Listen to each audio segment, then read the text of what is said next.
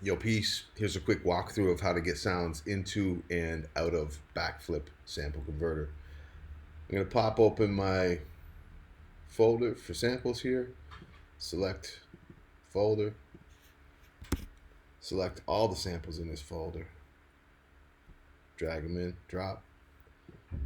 That puts 64 samples on the pads.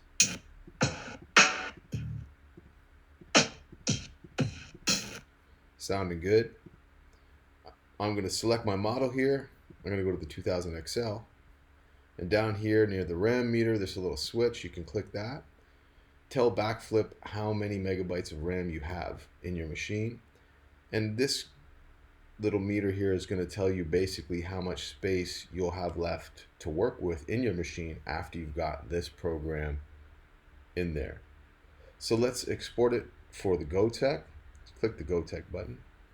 And this little warning is going to come up, and you'll only see this message once, as it says here. This is telling you that you absolutely must export to your USB key directly.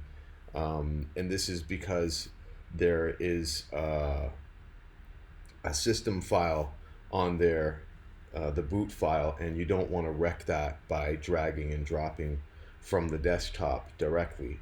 So this is set up so you can tell it to export directly to your USB key. So once you press this continue button, you'll never see that message again. You can name your program here. I'm going to name this SP1213. Say OK. Now it's going to ask you which disk image you want to write this onto. Obviously, don't write onto 0 because 0 is where your OS lives. So 1 and up. I'm going to click on 2. Now it's going to ask me exactly where I want to put this.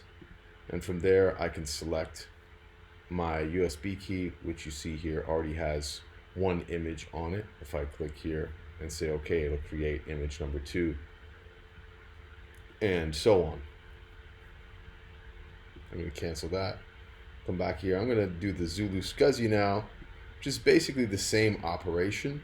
It's going to also tell you the same warning for the Zulu SCSI for going to your SD card.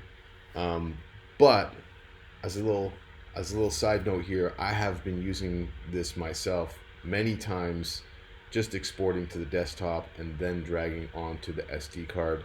It still functions, but to be 100% safe, I'm going to recommend that you do it directly to your mounted SD card also here. So click continue. You'll never see that message again. Again, name your file SP1213. And I'm going to click 2 again. SCSI ID. Press OK. And I'll do it for this one. So when we pop this open, we can see the files in there. So this is going to give you some more information. Happily, that first line says image written successfully, so that's great.